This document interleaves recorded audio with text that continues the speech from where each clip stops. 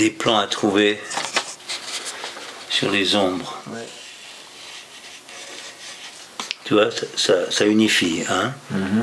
Alors donne-moi en fait le crayon. Oui, vas-y. Attends, je te le descends. Je te tiens la feuille. Tiens une feuille. Je te tiens la feuille.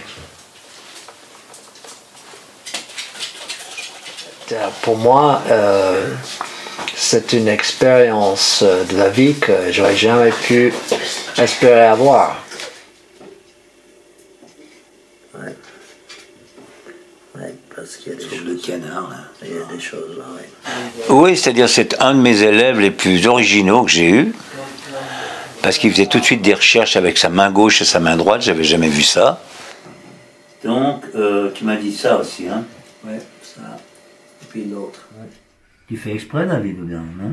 Non, mais ça fait que 23 ans qu'on est en couple. Ouais.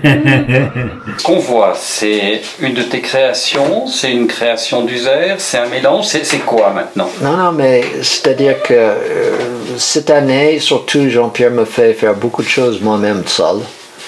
Et ce qui est bien, parce qu'il faut garder la capacité de faire.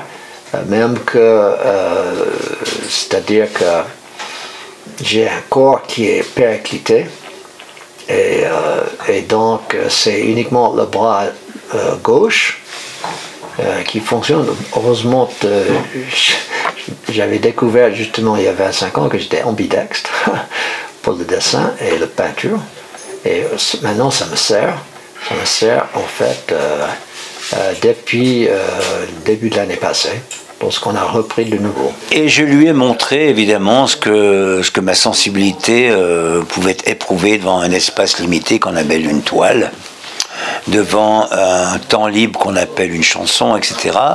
Donc il a pris goût à mon enseignement. Donc je suis son prof de peinture, de dessin, en un mot.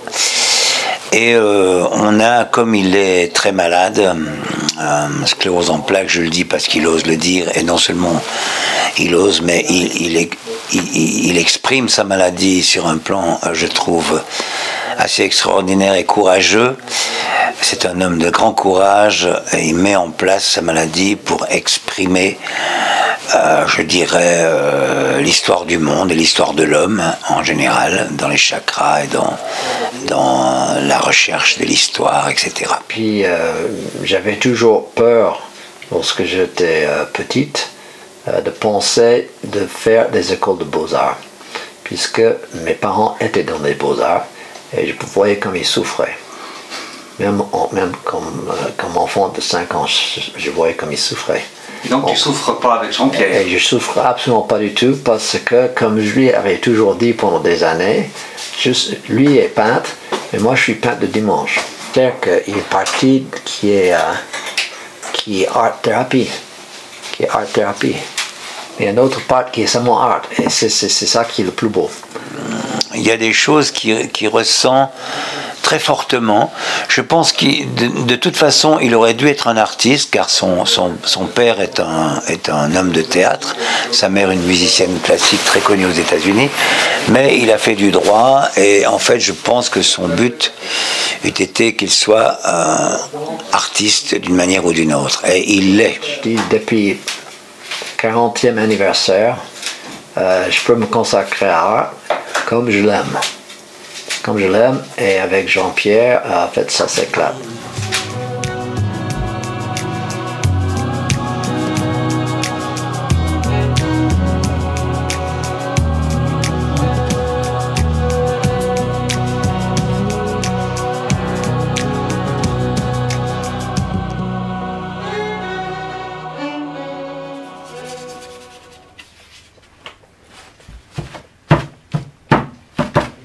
Regarde. Oui, ça c'est déjà bien.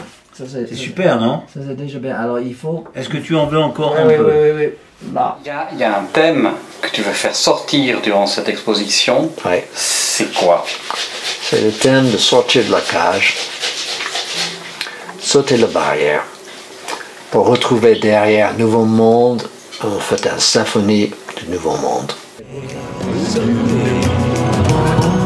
Sauter, sauter, sauter. aller voir derrière, de l'autre côté sans tomber, avec un petit caillou pour faire tomber Goliath du haut de sa hauteur, tellement plus haut que nous, tellement plus haut que ça fait peur, Davy. Alors que nous, alors que vous, alors que toi, Davy, tu veux retrouver la symphonie d'un nouveau monde.